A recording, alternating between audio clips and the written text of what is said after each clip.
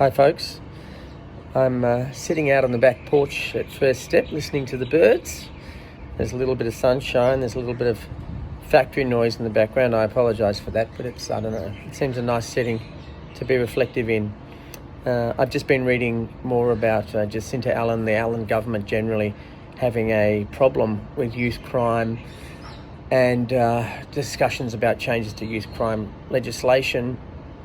And I find myself really I would be shocked, but I suppose I've seen it too often, that we discuss these topics and no one talks about poverty. I find that very strange because poverty is at the heart of youth crime, as it is at the heart of many other issues that we find perplexing. In fact, I find very little discussion of poverty really in mainstream media at all. Let me just sort of share a couple of stats with you. When we're talking about these young people, these kids who are committing many crimes, obviously we don't know exactly who they are and we don't know their backgrounds, but what we know, those of us who work in the sector, is that a vastly disproportionate number of these kids grew up in out-of-home care. One of our First Step staff is the medical director at a government-run facility that it's basically a secure psychiatric ward for children where they can hold children for up to 30 days. 100% of his clients are in out-of-home care. They grew up in out-of-home care. They're currently in out-of-home care. Those kids in out-of-home care, I think the numbers in Victoria, I think are about 8,000 children are in out-of-home care at any given time.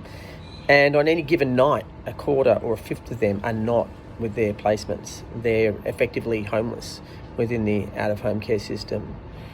The Ombudsman, Deborah Glass, who was the Ombudsman for Victoria for a very long time, I think 10 years and resigned this year, produced an amazing report a couple of years ago, particularly about women in prison, but I think the stats are very similar for men, that 50% of the state's prisoners grow up in 6% of suburbs, live in 6% of our suburbs. The poor suburbs, right? The links between crime and poverty and mental health and substance use are constant, and poverty is at the heart of it. I was recently talking to Ralph Epstein on ABC Radio. I wasn't in the studio, I just called up and we had a good chat. And he said, well, what do I tell callers who say, hey, not all poor people commit crime, therefore poverty's got nothing to do with crime? And I didn't have a brilliant answer to him, but I did say we need to think about what kind of a society we want. Do we want to be paying for youth workers and doctors and nurses and psychosocial workers and carers and companions and lawyers who can work with children in that cycle of recidivism and relapse? Or do we want to pay for prison cells? Now, to incarcerate a young person costs about $500,000 a year. And I'm sure you all know what sort of normal kind of wages are for most people. You can pay for a whole bunch of full-time workers just for the cost of one young person in prison.